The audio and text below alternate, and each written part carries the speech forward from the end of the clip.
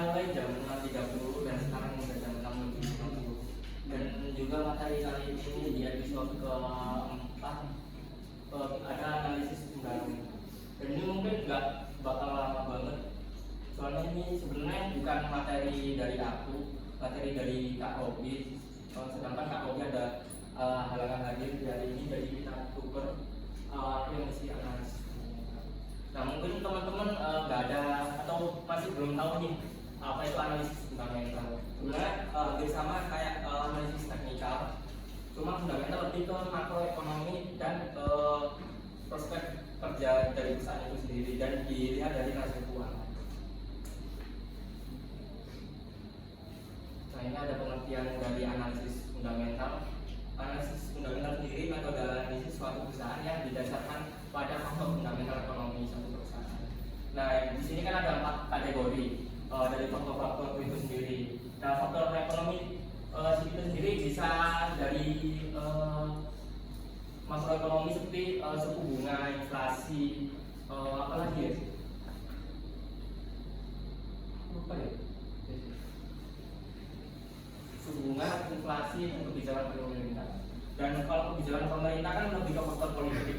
Dan mungkin dari kalian sendiri makroekonomi kan berhubungan banget dengan dari suku bunga. Nah suku bunga itu sendiri kenapa sih kok naik dan turun? Mungkin ada yang tahu kenapa suku bunga di Indonesia itu dinaikkan atau diturunkan oleh Bank Indonesia? Mungkin dari anak ET atau anak akuntansi, dari pengurus sendiri. Nanti kalau ada yang jawab, aku kasih hadiah deh.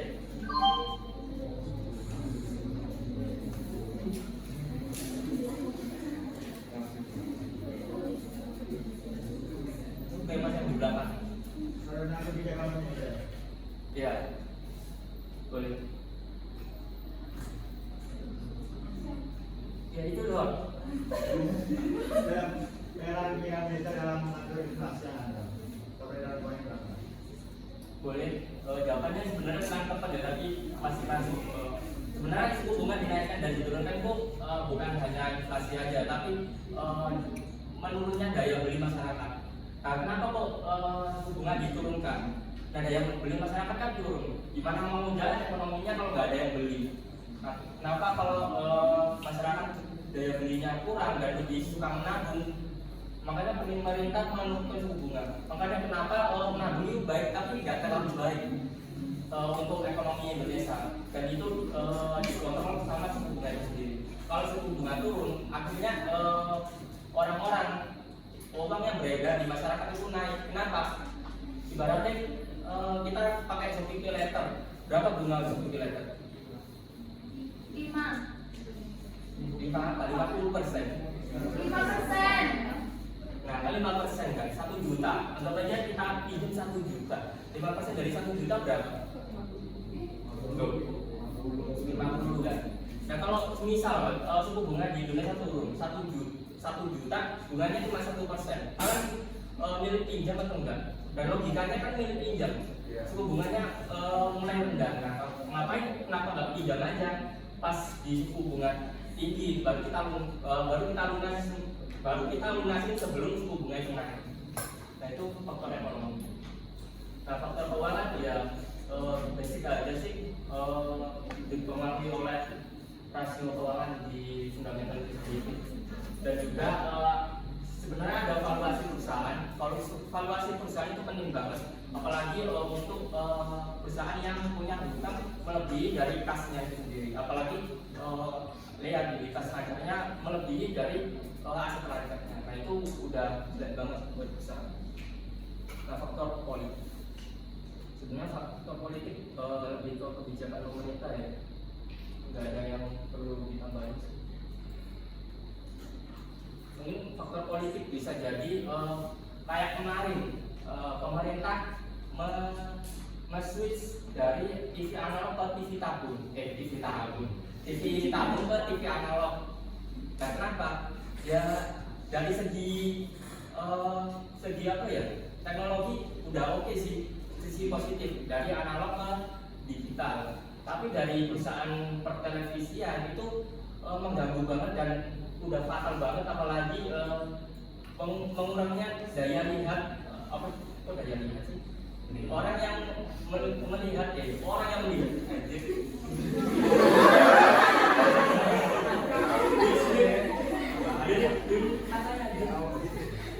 viewers lah, istilahnya viewersnya menurun dari yang ekonominya menengah ke bawah, jadi nggak bisa melihat. Sorry.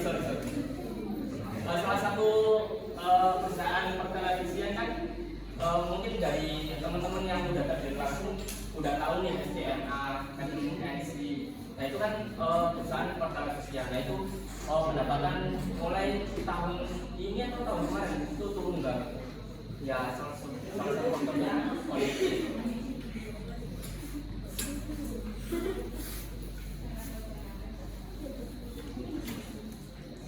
Nah ini tujuan dari analisis fundamental. Yang pertama itu mengetahui kapan kita harus investasi. Apa sih analisis fundamental itu penting ya untuk mengetahui kapan kita harus investasi. Fundamental kan kita melihat dari rasio-rasio keuangan dan profitabilitas, valuasi atau asetnya ada berapa. Nah itu bisa kita lihat dan mengetahui apakah ini kita harus investasi di dalamnya atau enggak. Yang kedua memproyeksikan kondisi perusahaan. Nah, itu udah perlu dijelasin lagi soalnya kan fundamental kita melihat kondisi dari perusahaan itu banyak. Memproyeksikan harga wajar dan yang keempat membantu memilih saham yang baik untuk diinvestasikan. Nah ada dua cara dari analisis fundamental. Yang pertama top down approach dan yang kedua hasil keuangan.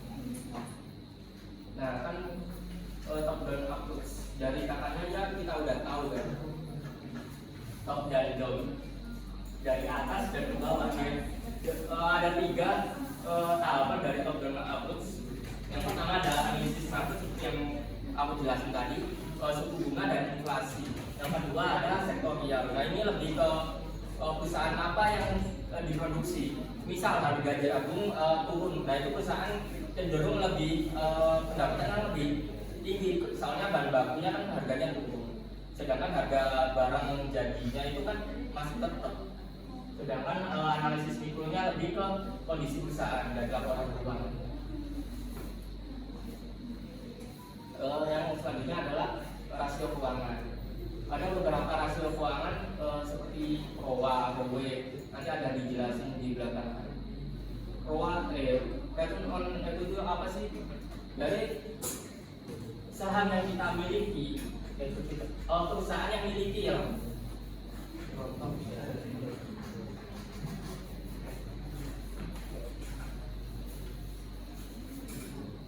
Nah ini kan equity. Nah equity apa sih? Dari total modal. Nah saham yang kita beli di perusahaan itu catatnya ke ekuitas, jadi modal. Sedangkan modal dari investor itu sendiri enggak 100% dibagikan. Misal kita pendapatan perusahaan 100 M katakanlah. Nah di RUPS rapat umum pemegang saham itu kita nentuin berapa persen pendapatan yang dibagikan. Misal pendapatan yang dibagikan itu 25%. Jadi 100M 25% kan 25M kan. Nah itu dibagi tiap saham yang beredar. Misal saham beredar itu 20 juta lembar. Nah itu dibagi ke 20 juta. Nah ini maksudnya kemana? Ya maksudnya ke dividen. Sedangkan 75%-nya itu masuk kemana? Kan kita nggak tahu kan. Dari 75%-nya itu masuk di laba ditahan. Nah, kenapa di akuntansi ada namanya laba ditahan? Ya, laba yang nggak dibagikan atau belum dibagikan. Namanya juga laba yang belum dibagikan. Tujuannya apa sih 75% ini? Pendapatan perusahaan. Apa yang perlu dibagikan? Ya, untuk narik investor, tapi nggak semuanya dibagikan. Perusahaan juga butuh suntikan dana dari operasional perusahaan itu sendiri. Kalau pendapatannya seluruhnya dibagikan lah, gimana mau berjalan kalau nggak ada uang dari pendapatan itu sendiri? Begitu sih.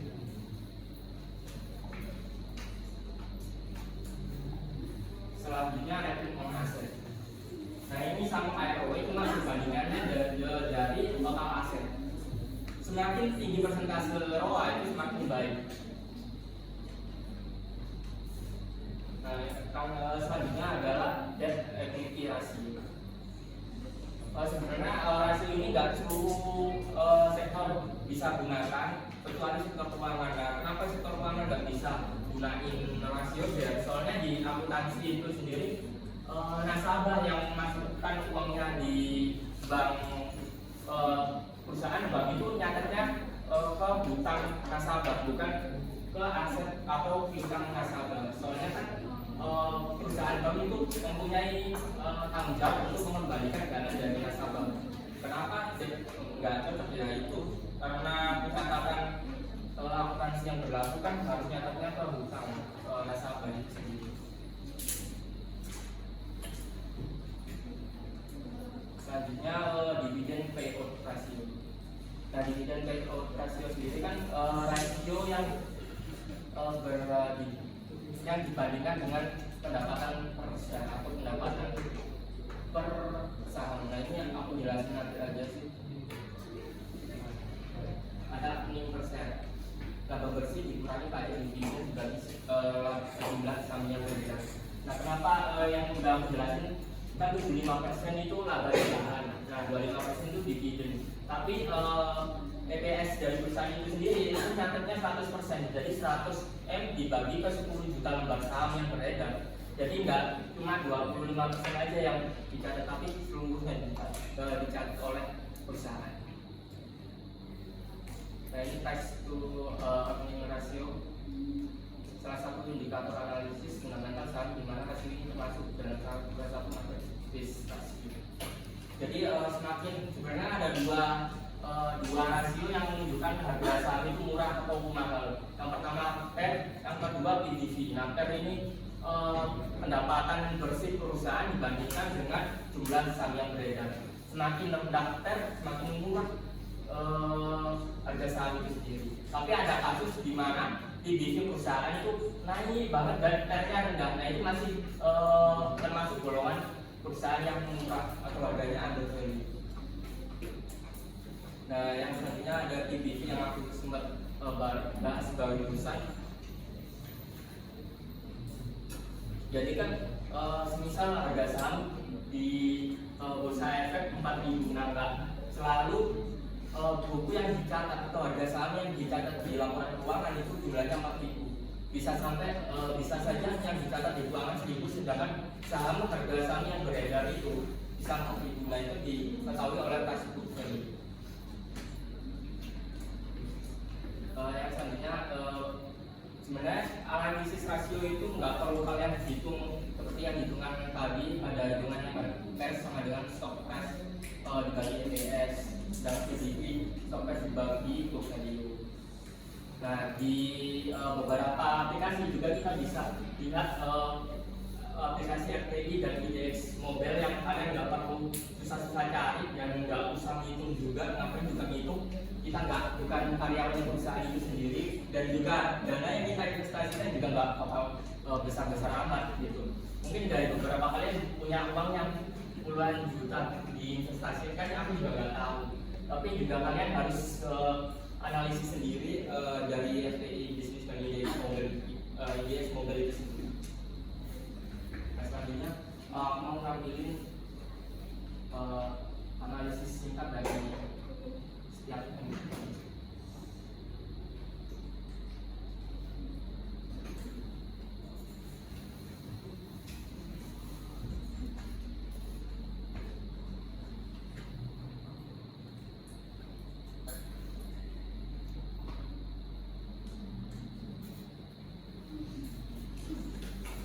ini kan ada saham BBCA. Nah, udah jelas banget sektor keuangan di sini, dan BBCA juga salah satu perusahaan di bursa efek.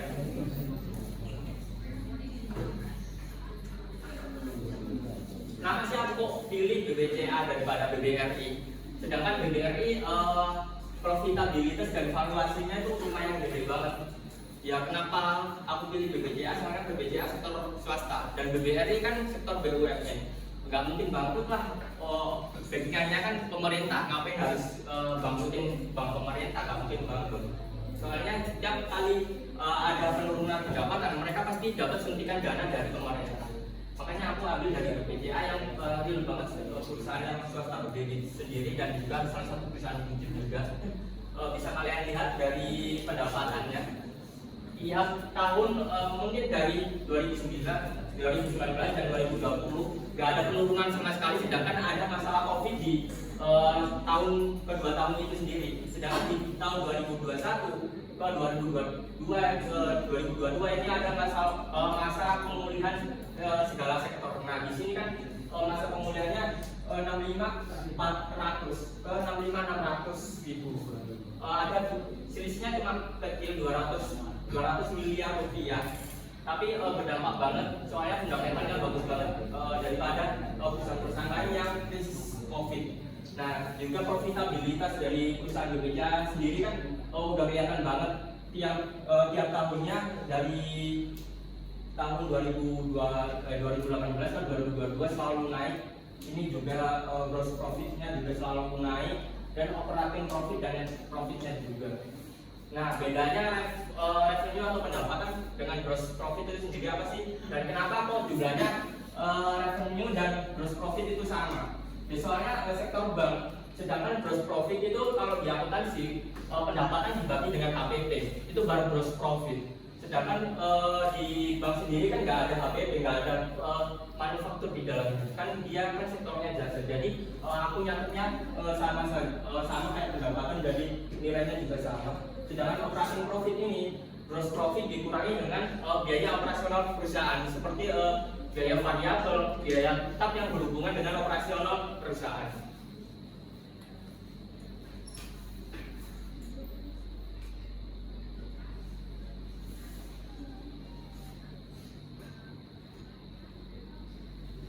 Dan untuk selanjutnya kan ada neraca. Kenapa neraca perusahaan itu penting banget, apalagi di aset dan liabilitas.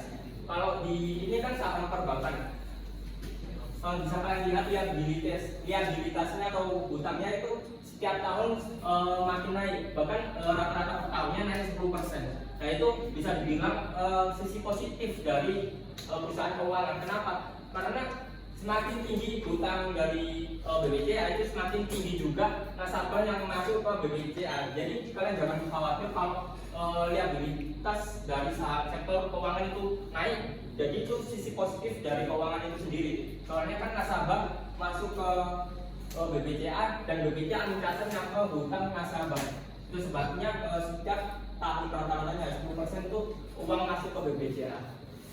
Dan kenapa kok kalian milih perusahaan yang asetnya bisa ratusan triliun atau puluhan triliun lah, nggak banyak. Ya emang perusahaan asetnya yang tinggi, perusahaan itu lebih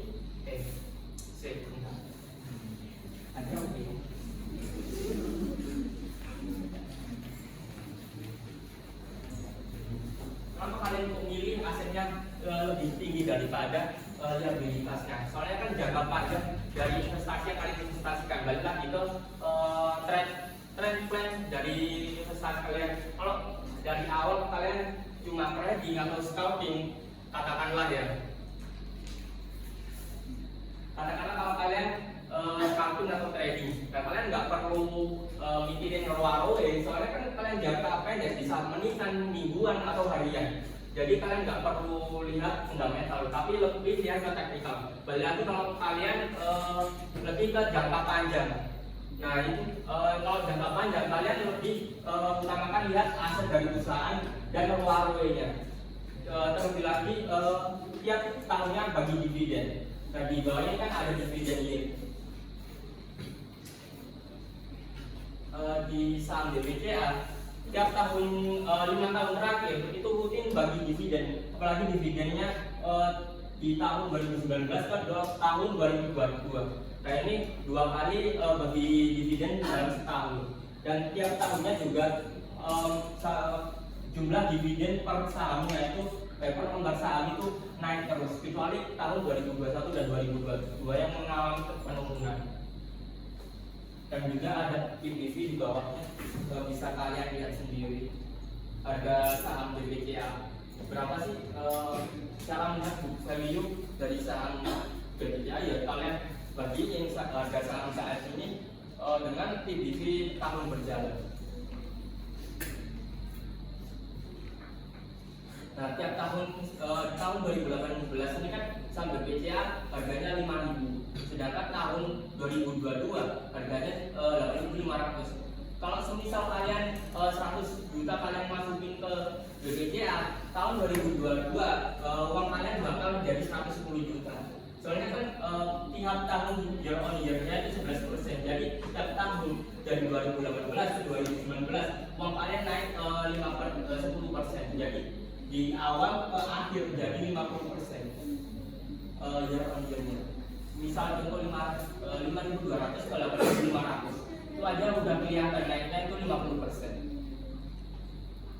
Nah, ini salah satu fundamental yang baik banget menurut aku, soalnya kan aset dari kerajaan sendiri kan naik terus dibandingkan dengan perusahaan-perusahaan yang katanya blue tapi pendapatannya turun terus, apalagi asetnya turun terus, kayak saham Unilever tuh. Kalau Unilever kan year on year-nya minus semua. Nah, kenapa kok pendapatan itu penting ya? Hubungannya dari valuasi perusahaan itu sendiri. Kalau perusahaan mempunyai pendapatan yang menurun di tahun besoknya, otomatis harusnya ngeluarin effort lebih untuk pendanaan lebih banyak, kembaliin dari pendapatan yang minus tadi ke pendapatan yang lebih tinggi. Makanya kenapa tahun sebelumnya itu berguna banget pendapatannya ke tahun setelahnya. Nah, untuk bisa kalian lihat sendiri ya, untuk nerakanya juga minus di Unilever, salah satu saham blue chip juga sampai BPJA, tapi mempunyai fundamental bukan buruk tapi kurang baik untuk dibandingkan dengan BPJA. Ya emang ini biasanya beda sektor, tapi untuk saham kelas blue chip dan harganya juga terlalu mahal. Dari kita lihat dari PBV-nya juga 55 kali lipat, dan itu udah over volume banget. Di harga saham 2018 9.000, sebenarnya ini di tahun 2019 saham BPJA itu stock split 1:5. Di awal harga 42.000 ke harga 8.400 per sahamnya. Jadi aku compare lagi dari 2022 juga minus year on year 10%.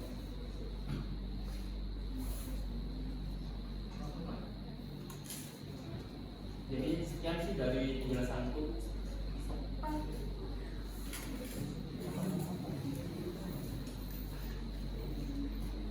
Mungkin ada tambahan dari Mas. Jadi untuk tampilan FPI sendiri kan ada beberapa fundamental yang bisa kalian lihat dari sales fundamental, penjualan aset liability, dan juga pendapatan dari dividen per share-nya atau dividen per sahamnya, dan pendapatan per saham.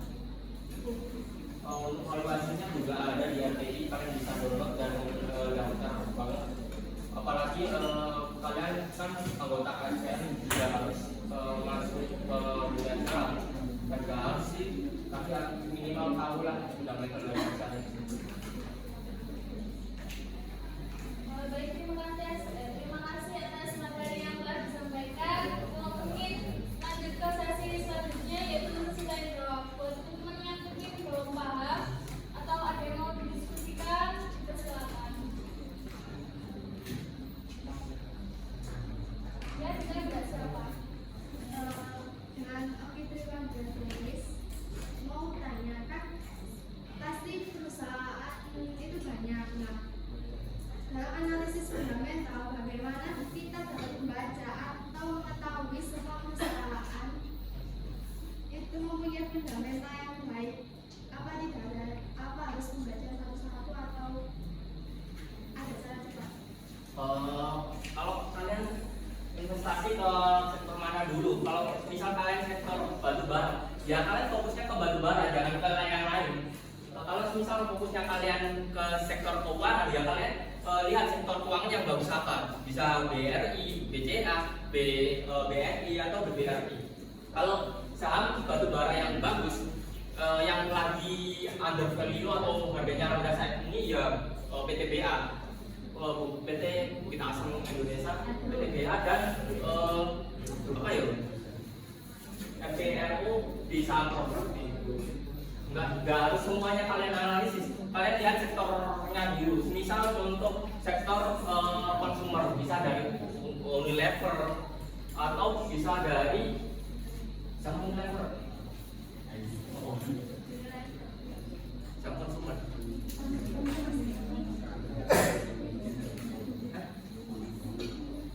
Nggak harus sih kalian baca semua fundamental perusahaan, kalian lebih ke fokus mana dulu. Kalau kalian fokusnya ke keuangan konsumer, ya kalian fokusnya dua hal itu. Pilih perusahaannya gimana ya, kalian pilih sesuai budget kalian. Kalau semisal Unilever kan 4.000, budget kalian 1 juta, ya udah jangan masuk ke Unilever, masuk ke saham yang lain, bisa ke PTBA yang harganya 2.700 dan itu lagi under value di batubara, atau bisa masuk ke sahamnya Lokeng Bong yang DIMD itu walaupun masih udah uptrend tapi harganya sekarang masih oke untuk budget yang 1 juta, kan harganya masih di bawah 500 perak. Jadi nggak harus semua fundamental yang kalian baca, nggak harus kalian semua harus perusahaan fundamental yang bagus itu kalian ketahui, cukup sektor mana yang kalian investasikan. Itu sih jawaban dari kami. Mungkin agak ribet ya, maaf banget. Ya, boleh tambah dari lokal. Menambahkan ya, cara menganalisa fundamental ini bisa dilihat di RPI. Kan ada misalnya saham, kalian ingin menginvestasikan di saham antam di sektor pertambangan. Ada valuation, berdasarkan valuasi perusahaan itu sendiri, ada profitability, kemampuan perusahaan untuk mencetak laba, sedangkan liquidity ini kemampuan perusahaan untuk semacam beroperasi gitu, harus kasih. Untuk valuasi sendiri ada dividend yield. Dividend yield itu rasio untuk mengukur seberapa besar dividen yang dihasilkan oleh perusahaan itu sendiri. Sedangkan PER itu rasio harga terhadap laba yang dicetak oleh perusahaan itu sendiri. Sedangkan untuk PBV itu price to book value ratio, rasio harga saham terkini terhadap pada saat IPO-nya, terhadap harga bukunya. Semakin tinggi PBV berarti semakin saham itu overvalue. Jadi yang saham yang bagus itu di bawah 1 atau under value. Tapi bisa dilihat juga fundamentalnya bagus apa enggak gitu. Jangan sampai terjebak di saham gorengan. Sedangkan profitability ini untuk mengukur seberapa besar perusahaan bisa mencetak laba, seperti gross profit margin, net profit margin dan lain-lain. Sedangkan liquidity itu sendiri seberapa liquid perusahaan itu sendiri terhadap asetnya atau operasinya. Contohnya aja DER itu untuk sektor perbankan dikalikan, semakin besar semakin bagus. Dikarenakan tadi seperti dijelaskan Mas Wahyu itu, semakin besar misalnya 500%, 5 kali lipat dari modalnya itu semakin bagus, karena kan dana nasabah itu dimasukin kepada liability. Rumus DER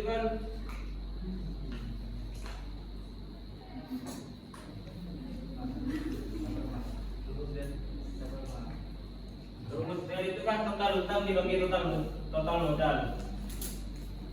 Jadi jika modalnya 100 juta, total utangnya itu 30 juta, berarti rasio utang terhadap modal itu sebesar 30%. Jadi kalau perbankan semakin bagus, semakin naik semakin bagus. Sedangkan sektor-sektor selain perbankan dia semakin kecil malah semakin bagus.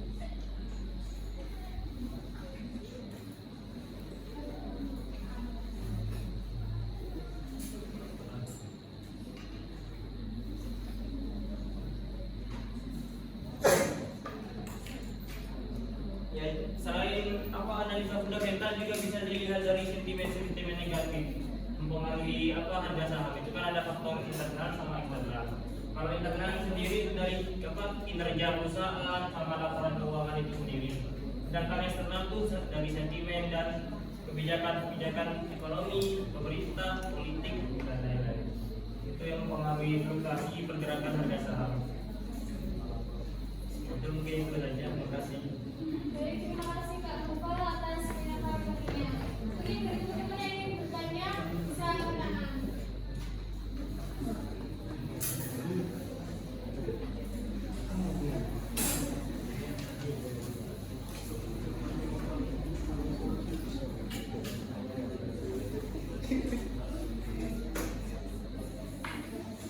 Ayo, mungkin ada yang mau tanya atau didiskusikan.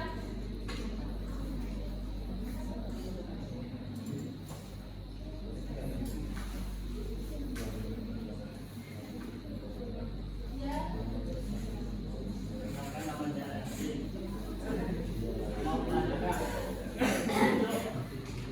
Untuk kayak analisis ini ada batas minimal sama maksimalnya. Kayak dividen yield itu ada batas maksimalnya atau minimalnya untuk dikatakan perusahaan itu baik atau enggaknya. Terima kasih.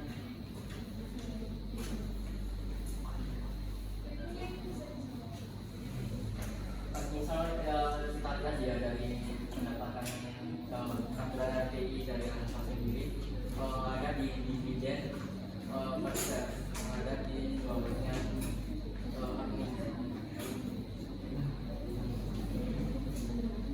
Nah, untuk dividen per share itu sendiri semakin tinggi angkanya itu semakin baik. Sedangkan untuk EPS per share sama kayak BPS, semakin tinggi perusahaan itu sendiri semakin baik, Gak ada minimal batasan minimal berapa untuk dihasilkan angkanya. Tapi untuk pastinya semakin tinggi dari DPS dan EPS itu sendiri itu semakin baik. Balik lagi ke book value per share. Nah, untuk book value per share ini sama kayak in divisi, semakin rendah harganya itu semakin menunjukkan kalau saham itu under value. Jadi semakin rendah angkanya itu semakin baik. Dan juga ada per price earning ratio di bawahnya valuasi ini. Untuk khusus per dan PBV itu semakin rendah semakin rendah harga saham itu semakin rendah juga per dan PBV-nya. Jadi untuk semakin baiknya itu lebih baik kalian milih per yang rendah di kisaran angka 15 sampai 25 maksimalnya. Sedangkan PBV untuk saham sektor menengah ke bawah itu disarankan di bawah 1, maksimal 2 kali. Itu sih dari aku, gak ada batasan minimal kecuali untuk dere. Semakin rendah juga derenya juga semakin baik. Terus untuk PBV aja sih batasan dari PBV perusahaan menengah itu 2 kali. Kecuali kalau perusahaan itu bucin kayak Unilever ya sudah 40 kali, itu masih batas wajar sih karena over value banget, sesuai dengan prospek kerjanya Unilever juga. jadi apakah bisa dibagi? Ya mungkin untuk teman-teman ada yang mau bertanya kembali.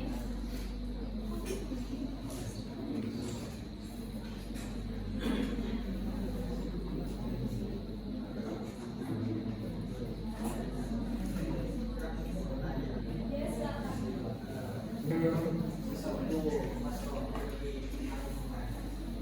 Ini kan untuk sektor bangunan, analisis fundamentalnya kan kacau. Itu gimana cara analisis?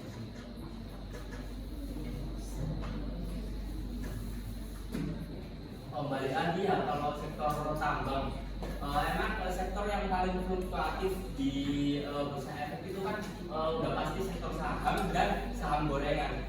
Kalau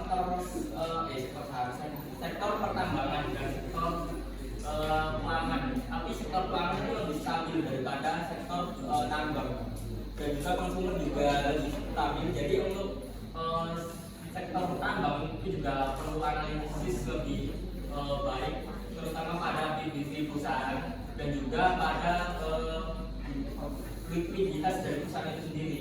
Soalnya kan kalau misal aset paling paling liquidnya itu lebih rendah dari liabilitas lancarnya itu udah pasti jelek banget, dan juga ada kemungkinan liabilitasnya juga bertambah. Jadi untuk cara analisisnya ya balik lagi ke rasio-rasio keuangan. Kita tentuin dulu berapa rasio keuangan batasan dari sektor utama itu sendiri, dan juga dibagi dengan analisis teknikal. Jadi nggak melulu fundamental itu harus utama. Jadi fundamental untuk prospek kerjanya dan teknikal untuk kapan kita masuknya. Jadi itu sih jawaban dari aku. Nggak ada aturan paten dari investasi. Jadi balik lagi ke cara kita melihat perusahaan itu baik atau enggak. Ya mungkin dari teman-teman ada yang mau ditanyakan atau diskusikan mengenai materi.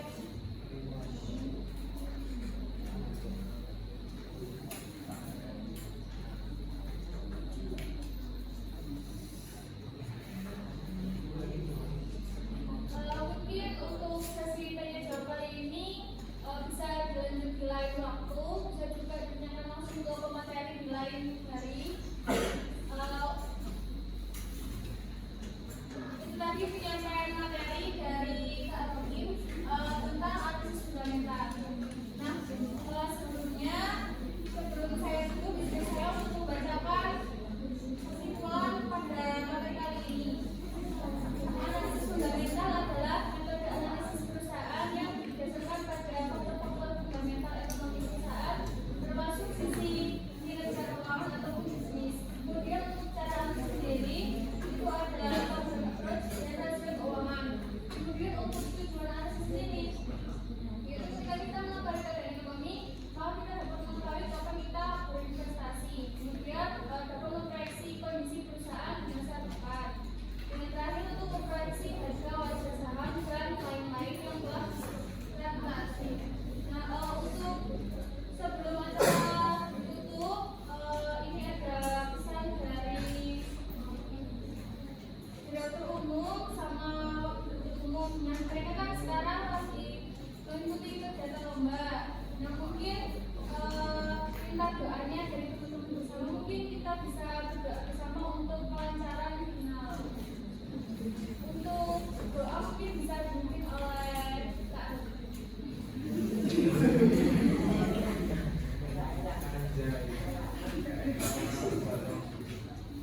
Sorry ya, presentasi tadi belibet banget. Aku tahu aku belibet banget kalau ngomong ya, tapi ini cara aku ngomong. Mohon maaf dan batin. Dan kan untuk direktur utamanya Pak Robi yang ada di hari ini, dan juga Ardi sekarang lagi pergi ke Banjarmasin untuk lomba sebagai finalis analisis laporan keuangan Jaksa PT Jaksa. Jadi mungkin dari aku mimpin doanya, mungkin akan aja ya.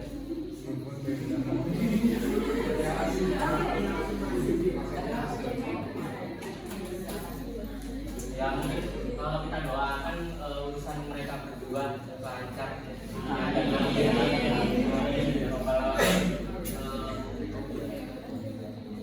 Mari kita berdoa menurut kepercayaan dan keyakinan masing-masing.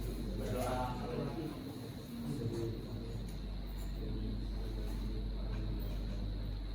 Berdoa. Baik, terima kasih atas doa dari teman-teman. Masuk ke sesi yang terakhir, yaitu untuk marilah kita mencoba membahas drama. Baik, masuk ke sesi selanjutnya, yaitu sesi dokumentasi.